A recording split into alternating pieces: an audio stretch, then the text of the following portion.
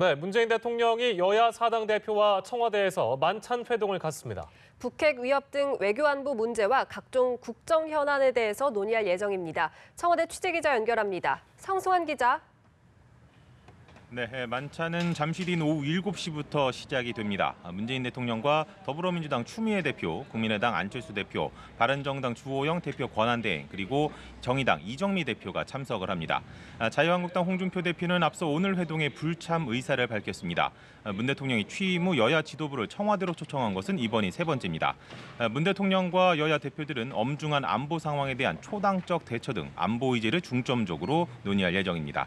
한반도 안보 위기가 최고조에 달한 상황에서 대통령과 여야 지도부가 모이는 만큼 초당적인 협치의 첫걸음을 내디딜 수 있을지 주목이 됩니다.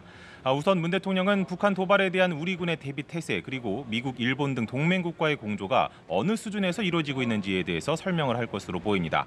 이와 함께 북핵 문제 해결을 위한 초당적 협조를 당부할 것으로 관측됩니다. 아울러 문 대통령은 유엔 총회와 한미 정상회담, 그리고 한미일 정상회담 등 뉴욕 방문 결과를 대표들에게 전달할 계획입니다. 또 문 대통령이 제안한 여야정 상설 국정협의체 구상과 생산적인 정기국회를 위한 여야 간 협치 방안도 논의할 전망입니다. 여기에 개헌과 선거구제 개편 문제 등 국정 현안에 대해서도 의견을 나눌 것으로 예상됩니다. 문 대통령과 지난 대선에서 경쟁한 안철수 대표가 선거 후 처음 만난다는 점에서 어떤 이야기를 나눌지에도 관심이 쏠리고 있습니다. 지금까지 청와대 춘추관에서 전해드렸습니다. 추석 연휴를 사흘 앞둔 정치권이 연일 민심 잡기 행보에 열을 올리고 있습니다. 열흘간 이어질 이번 추석 연휴를 내년 6.13 지방선거의 1차 승부처로 여기는 분위기인데요. 국회 연결합니다. 나재현 기자. 네, 더불어민주당은 광주 김대중 컨벤션 센터에서 최고위원회의와 광주 전남 예산정책협의회를 잇따라 개최했습니다. 민주당은 광주 전남도와의 당정협의에서 지역 현안과 국비 확보에 관한 시도의 건의사항을 청취했는데요. 추미애 대표는 다른 지역 예산이 깎일 때 호남 지역의 예산은 가급적 지키려 했었으니 홀대가 아닌 환대라며 국민의당이 주장한 호남 홀대론이 사실과 다르다는 점을 알리는 데 주력했습니다. 국민의당 안철수 대표는 영남 지역에서 이틀째 민생 행보를 이어가며 존재감을 부각했습니다. 안 대표는 부산 지역 최고위원회의에서 문재인 정부가 이제야 혁신의 중요성을 깨닫고 뒤늦게 국민의당이 제안한 길을 따라오는 것 같다고 밝혔습니다. 자유한국당은 추석 민심 점검회의를 개최했습니다. 김광림 정책위의장은 김영란법으로 농업인들과 영세상인들의 한숨이 깊어지고 있다면서 법 개정을 약속했습니다. 또 우박으로 인한 피해 농가가 많다며 관련 TF를 구성해 대책을 마련하겠다고 말했습니다. 네, 오늘 저녁에 문재인 대통령과 여야 대표의 청와대 만찬 회동이 예정돼 있는데 각 당의 분위기는 어떻습니까? 더불어민주당은 이번 회동이 여야 간 협치의 틀을 만드는 계기가 돼야 한다는 데 방점을 찍었습니다. 백혜련 대변인은 구두 논평에서 여야 대표들이 엄중한 안보 상황에서 청와대 만찬을 하는 것은 당연한 조치라며 이같이 강조했습니다. 야당은 당리당략을 떠나 진지한 소통의 장이 돼야 한다는 데는 동의했지만 대통령의 들러리석이나 의전용 행사가 돼선 안 된다며 경계감을 드러냈습니다. 국민의당 송금주 수석 대변인은 추석 전에 민심 달래기용이나 의전용 행사가 돼서는 안 된다고 말했고, 바른정당 전지명 대변인도 이번 회동이 또다시 야당 들러리 세우기로 끝나선 안 된다고 강조했습니다. 정의당은 각자의 입장과 공통분모를 확인하면서 강론의 거리를 좁혀나갔으면 한다고 기대했습니다. 자유한국당 홍준표 대표의 회동 거부에 대해서는 민주당과 국민의당, 정의당이 한 목소리로 비판을 쏟아냈는데요. 홍 대표는 특강에서 본부 중대를 불러 사당장 사열하는 식으로 밥 먹는 자리에 갈 이유가 없다며 불참 입장을 재확인했습니다. 지금까지 국회에서 전해드렸습니다. 도널드 트럼프 미국 대통령이 북한에 가할 군사 옵션이 완전히 준비돼 있다고 밝혔습니다. 또 그런 상황이 온다면 북한을 완전히 파괴시키게 될 것이라고 거듭 경고했습니다. 네, 미 합참의장은 북한의 군사 태세에 변화는 없다고 밝혔습니다. 워싱턴에서 이승우 특파원의 보도입니다. 도널드 트럼프 대통령은 군사적 맞대응으로 위협하는 북한을 향해 군사 옵션이 완전히 준비돼 있다고 재차 경고했습니다. 트럼프 대통령은 현지 시간으로 26일 스페인 총리와의 정상회담 직후 기자회견에서 이것이 우선적 선택지는 아니라고 강조하면서 이같이 말했습니다. We are totally prepared for the second option, not a preferred option, but if we take that option, it will be devastating. I can tell you that, devastating for North Korea. That's called the military option. If we have to take it, we will. 트럼프 대통령은 또 북한 문제가 지난 25년간 제대로 다뤄졌어야 한다며 자신이 바로잡겠다고도 강조했습니다. 미국의 거듭된 경고에도 불구하고 북한이 전략 폭격기 격추 등 위협 발언의 수위를 높인 데 대한 압박의 메시지로 해석됩니다. 다만 현재까지 북한군의 특이 동향은 포착되지 않은 것으로 전해졌습니다. 조지프 덤포드 미 합참의장은 미 상원 군사위원회 청문회에서 긴장된 정치적 환경을 반영하는 북한의 군사적 활동은 보지 못했다고 밝혔습니다. 던포드 합참의장은 그러면서도 북한이 핵탄두 탑재가 가능한 대륙간 탄도미사일을 보유하는 것은 아주 짧은 시간의 문제일 뿐이라며 그런 가정하에서 행동해야 한다고 우려를 표시했습니다. 또 북한이 핵 탑재 ICBM으로 미국 본토를 타격할 능력이 있고 의지도 있는 것으로 추정해야 한다고 강조했습니다. 워싱턴에서 연합뉴스 이승우입니다. 미 행정부가 북한은행 10곳에 대해 무더기 제재를 가했습니다. 새로운 대북제재 행정명령에 서명한 지 닷새 만인데요.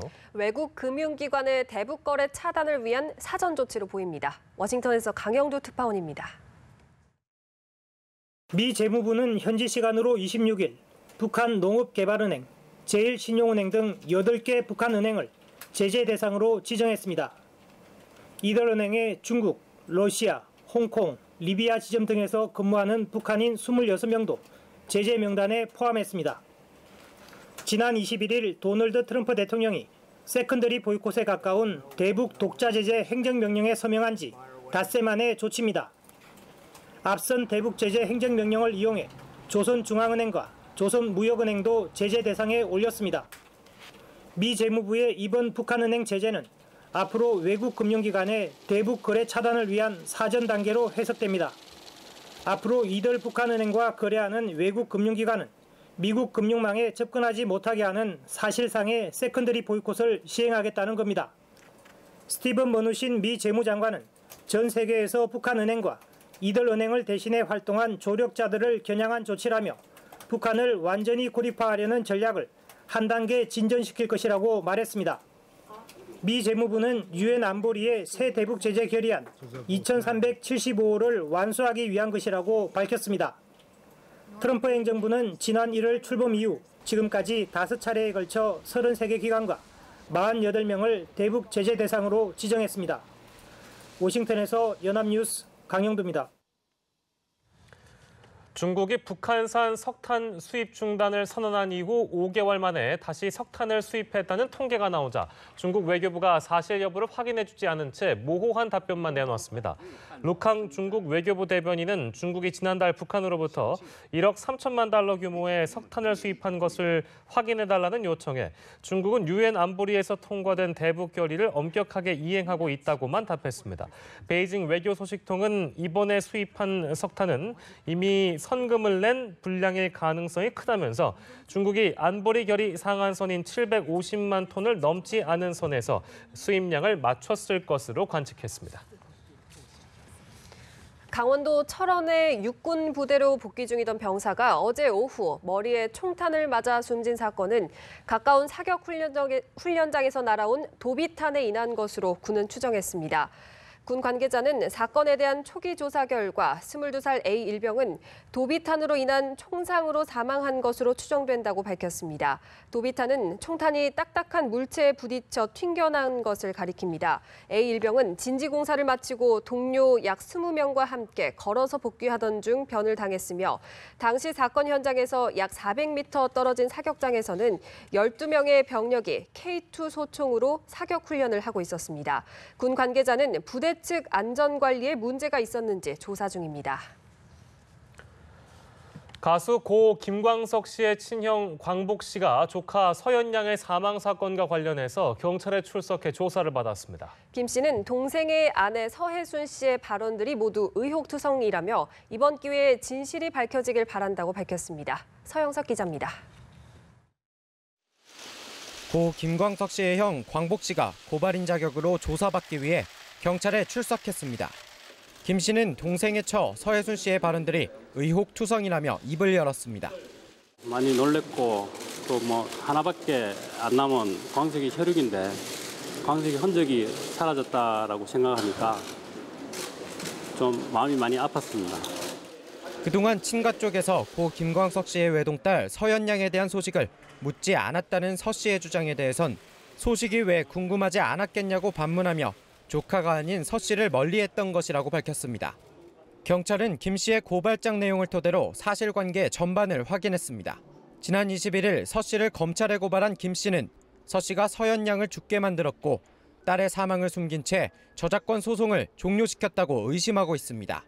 반면 서 씨는 곧 언론을 통해 고 김광석 씨와 딸 서연양에 대한 부검 소견서를 공개하겠다고 밝혔습니다. 경찰은 추석 연휴 전에 영화 김광석을 연출한 이상호 기자 등 주요 참고인들을 조사하기로 하는 등 서연양 사망 사건 재수사에 속도를 내고 있습니다. 아울러 경찰은 연휴가 끝나면 논란의 당사자인 서 씨도 불러 조사할 방침입니다. 연합뉴스TV 서영석입니다. 김광석 사망 후 20년이 흘렀지만 그의 노래는 여전히 많은 사람들에게 사랑받고 있습니다. 김광석 음악에 대한 저작권 등이 부인 서혜순 씨에게 있는데요. 금액은 상당할 것으로 추정됩니다. 장보경 기자가 취재했습니다. 한국음악저작권협회 홈페이지입니다. 저작자명 검색창에 김광석을 치면 승계자명이 서혜순으로 되어 있는 곡들을 확인할 수 있습니다. A씨는 작사자, C는 작곡가를 뜻하는데 그대의 웃음소리는 작사와 작곡을 포함해 편곡까지 전부 서 씨가 저작권을 가지고 있습니다. 가수 김광석으로 검색되는 저작권은 대략 80편입니다. 노래를 부르고 연주하는 실현자가 가지는 권리인 저작 인접권은 그 수가 더 많았습니다. 한국음악실현자협회에 따르면 김 씨에서 서 씨로 저작 인접권이 승계된 곡은 630건으로 지난해에만 모두 5,800만 회 이상이 스트리밍 서비스됐다고 밝혔습니다. 재산의 일부로 개인정보로 취급돼 본인의 동의가 없으면 정확한 액수는 알 수 없습니다. 서혜순 씨는 고 김광석 씨의 초상권과 성명권도 소유하고 있습니다. 따라서 가수 김광석을 바탕으로 한 뮤지컬이 계속 제작된다면 전문가들은 그 규모가 억대에 이를 것으로 추정합니다. 과거 저작권으로 소송을 진행한 김 씨의 부모 형제들은 서 씨가 소송 당시 사망한 상속자 서연양의 죽음을 일부러 알리지 않았다고 주장합니다. 그럼에도 법적인 책임은 없다는 게 공론입니다. 서연양의 죽음을 알리지 않은 것만으로는요, 법원을 적극적으로 기망했다고 보기 어렵고요. 당시에는 소송 대리인이 선임되어 있었기 때문에 소송 절차는 중단되지 않고 계속됩니다. 순수하고 담담하게 전해졌던 김광석의 음악이 돈 문제와 함께 회자되며 얼룩지고 있습니다. 연합뉴스TV 장보경입니다. 배우 송선민 씨 남편을 흉기로 찔러 숨지게 한 혐의로 기소된 20대가 직접 범행에 앞서 청부 살인 방법을 알아본 정황이 드러났습니다. 서울중앙지검은 28살 조모 씨를 지난 8월 서울 서초동의 한 법무법인 사무실에서 송 씨의 남편인 영화 미술감독 고모 씨를 살해한 혐의로 구속 기소했습니다. 고 씨는 외할아버지의 재산 상속을 두고 이종 사촌 광모 씨와 갈등을 빚어온 것으로 전해졌습니다. 조 씨는 우발적으로 살인했다고 주장했지만 검찰은 조 씨가 친구인 곽 씨의 부탁을 받고 흥신소 등의 청부 살인 방법 등을 알아본 정황을 포착했습니다. 이명박 정부 국정원의 각종 의혹을 수사 중인 검찰이 추석 연휴 이후 원세훈 전 국정원장을 추가 처벌하는 방안을 적극 검토하고 있습니다. 네, 공소시효가 촉박한 만큼 수사가 진척된 혐의부터 먼저 기소하는 전략에 무게가 실립니다. 구아린 기자입니다. 민간인 댓글 공작 의혹 등으로 검찰에 소환된 원세훈 전 국정원장은 자정 무렵까지 10시간가량 조사를 받고 구치소로 돌아갔습니다. 검찰 관계자는 원 전 원장에 대한 조사는 한 번에 마칠 수 있는 게 아니라며 추석 연휴 직후 다시 소환할 것이라고 밝혔습니다. 당시 국정원이 벌인 숱한 정치 공작의 중심에 원 전 원장이 있는 만큼 조사할 내용이 많다는 겁니다. 또 조사 결과를 토대로 이명박 전 대통령을 비롯한 당시 청와대 관계자들로까지 수사가 확대될 가능성이 크다는 점도 유독 신중한 수사 행보를 뒷받침하는 배경으로 꼽힙니다. 하지만 이를 위해선 먼저 공소시효라는 관문을 넘어야 합니다.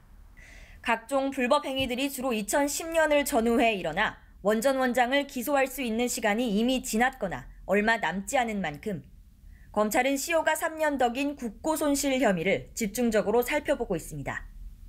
70억 원에 달하는 국정원 예산을 댓글 부대에 지원해 불법 정치 공작을 벌인 것으로 앞서 구속된 민병주 전 심리전단장의 영장에 적힌 것과 같은 혐의입니다. 윗선으로 지목된 원 전 원장과 민 전 단장을 우선 기소해 다른 피의자들의 시효를 중단시킨 뒤 함께 재판에 넘기는 방안이 유력하게 검토되는 것으로 알려졌습니다. 연합뉴스TV 구아림입니다.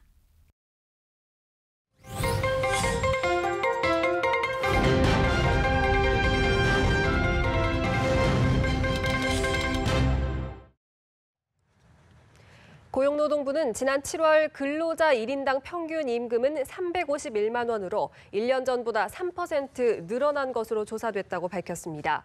사업체 규모별로는 중소기업 임금이 대기업보다 더 많이 늘어나 임금 격차는 지난해 175만 3천 원에서 올해 173만 3천 원으로 소폭 줄었습니다. 그러나 정규직과 비정규직 간 임금 격차는 지난해 212만 3천 원에서 올해 214만 4천 원으로 소폭 확대됐습니다. 이 밖에 근로시간은 올해 7월까지 월 평균 169.3시간으로 지난해보다 1시간 줄어든 것으로 나타났습니다.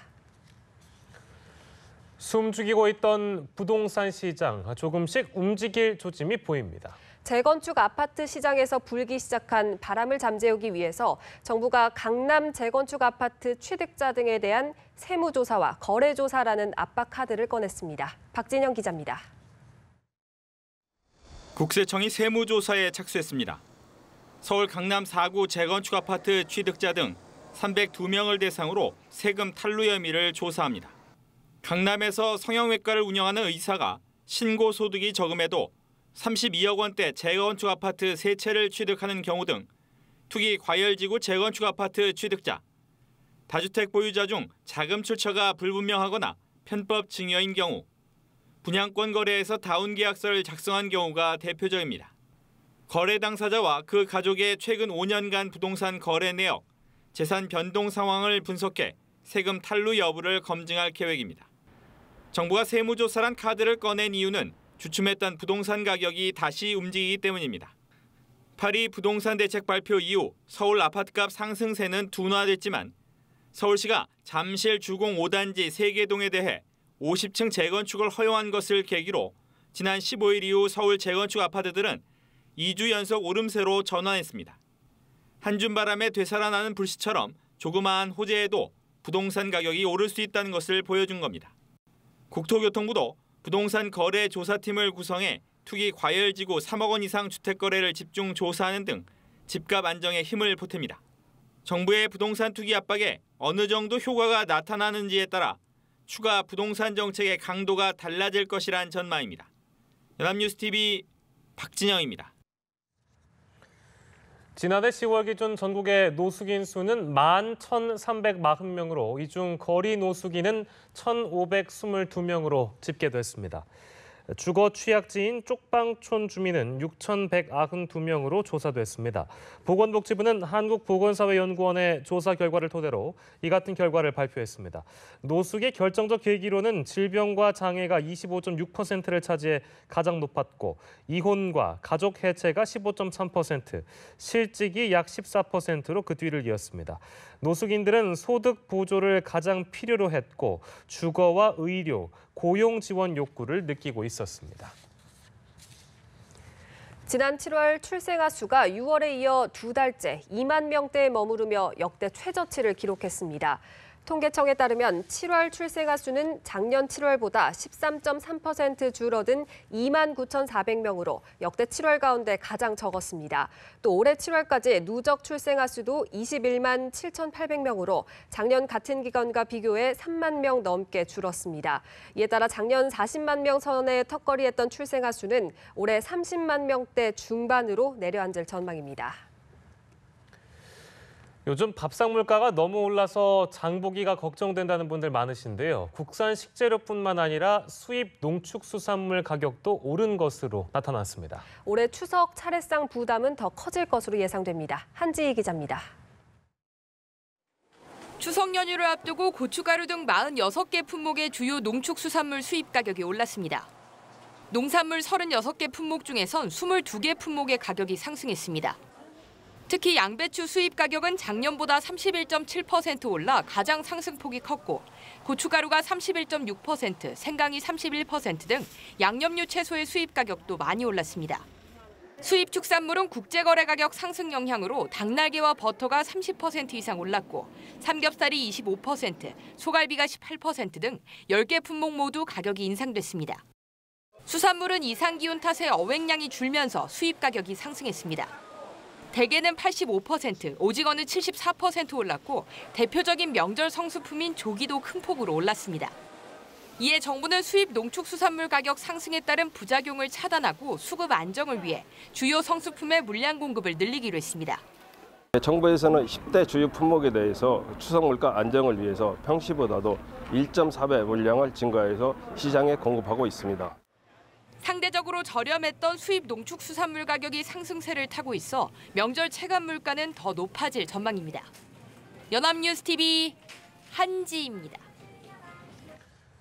추석 연휴 기간 교통사고로 숨지거나 다치는 사례가 많은데요. 특히 추석 당일에 사상자가 가장 많은 것으로 확인됐습니다. 귀성, 귀경 차량이 한꺼번에 몰리기 때문입니다. 이동훈 기자가 보도합니다. 터널 앞에 차량들이 어지럽게 뒤엉켜 있고 구조대원들이 부상자를 옮깁니다. 이번엔 차량이 도로 위에 뒤집혀 있고 구조대원들이 차량 옆에 누워있는 부상자에게 응급처치를 하고 있습니다. 두 사고 모두 추석 연휴에 일어났습니다. 지난해 추석 연휴 교통사고 발생 건수는 2,200여 건으로 추석 당일에만 870여 명의 사상자가 나왔습니다. 경찰이 최근 3년간 추석 연휴 교통사고 특성을 분석한 결과 추석 당일에 발생하는 사상자가 가장 많은 것으로 드러났습니다. 추석 전날과 다음 날엔 사상자가 800여 명인 반면 당일에는 1,000명에 육박한 것으로 집계됐습니다. 경찰은 늦게나마 귀성길에 오르는 차량과 명절을 보내고 서울로 돌아가는 차량이 당일에 몰리기 때문인 것으로 풀이했습니다. 시간대별로는 연휴 기간엔 오전 10시부터 오후 4시까지가, 추석 당일엔 오전 8시부터 오후 2시 사이에 교통사고가 집중됐습니다. 가족 단위로 이동하는 특성에 따라 어린이 사고도 많았습니다. 평소 주말보다 사고는 5건, 사상자는 8명 많은 것으로 집계됐습니다. 경찰은 어린이의 안전벨트 착용률이 70% 수준에 그친다며 반드시 안전벨트를 착용하고 유아용 카시트를 설치해야 한다고 권고했습니다. 연합뉴스TV 이동훈입니다.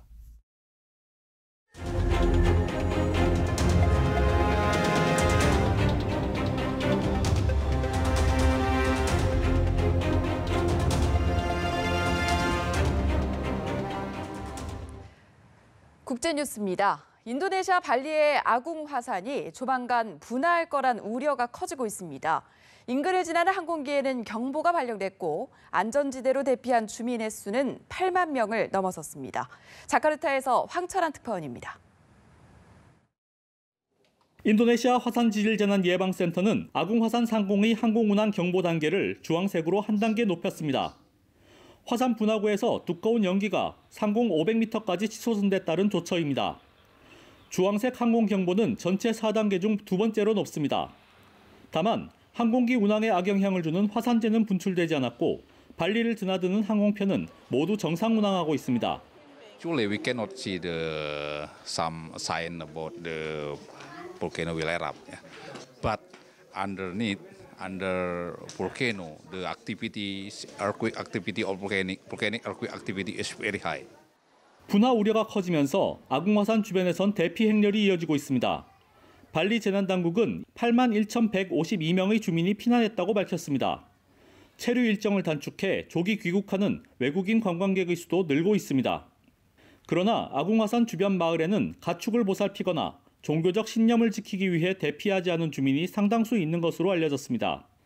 낮에는 위험지대에 머물다가 밤에만 대피하는 주민도 많은 탓에 관련 당국은 주민을 전원 대피시키는 데 총력을 기울이고 있습니다.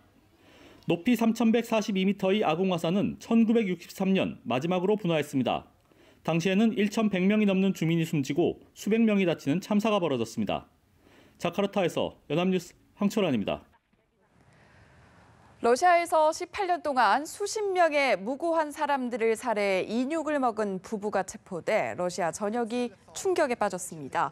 현재 언론은 러시아 남부 도시 크라스노다르에 거주하는 한 부부가 지난 1999년부터 납치에 살해한 30여 명의 인육을 먹은 혐의로 경찰에 조사를 받고 있다고 전했습니다. 이들은 시신과 포즈를 취한 사진이 담긴 핸드폰을 분실하면서 경찰에 덜미가 잡혔습니다. 경찰은 집안에서 8명의 시신 잔해와 인육 조리법 등을 찾아냈고 냉장고에는 냉동된 신체 일부가 발견됐습니다. 사우디아라비아의 살만 빈 압둘 아지즈 알 사우드 국왕이 현지 시간으로 26일 칙령을 통해서 여성 운전 허용 조치를 내놨다고 AP 등 외신은 보도했습니다. 사우디는 세계에서 유일하게 여성 운전을 금하고 있는 국가입니다. 이에 따라 여성이 외출할 경우 가족 중 남성 보호자나 고용된 기사가 차를 몰아야 했습니다. 이번 조치는 여성 억압의 상징으로 여겨졌던 대표적인 보수적 관습의 종지부를 찍은 것으로 평가됩니다. 또 이슬람권 전반의 여권 신장에 미칠 파급 효과에도 관심이 쏠리고 있습니다. 미래에는 러시아어 시간에 도로가 막힌다고 불평할 필요가 없어질 것 같습니다. 두바이에서 하늘을 나는 무인 택시가 세계 최초로 도심 속 시운전을 마쳤습니다. 방주희 PD입니다. 여러 개의 프로펠러가 돌아가자 서서히 하늘 위로 날아오르는 물체. 조종사도 없지만 빌딩 숲을 향해 자유자재로 비행합니다. 독일 회사가 만든 2인용 무인 드론 택시입니다. 아랍에미리트 두바이에서 곧 상용화를 앞두고 있는데 건물이 많은 도심에서 드론 택시의 시운전이 펼쳐진 건 이번이 처음입니다. 18개의 프로펠러가 장착된 드론 택시는 40분 충전에 평균 시속 50km로 약 30분을 운행할 수 있습니다. 두바이 정부는 오는 2030년까지 대중교통의 4분의 1을 자율주행 방식으로 교체할 계획이라고 밝혔습니다. 수많은 요리사와 오븐이 광장을 가득 채웠습니다. 오븐에서 지글지글 맛있게 구워지는 건 바로 오리구이. 중국에서 열린 오리 요리 축제에서 새로운 기네스 기록이 탄생했습니다.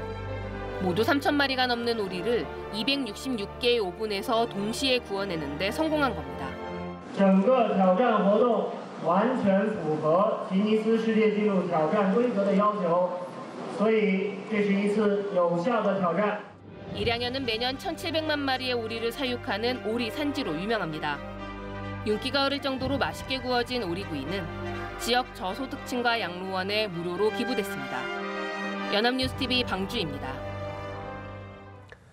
뉴스워치 1부 마치겠습니다. 잠시 후 2부에서 뵙겠습니다.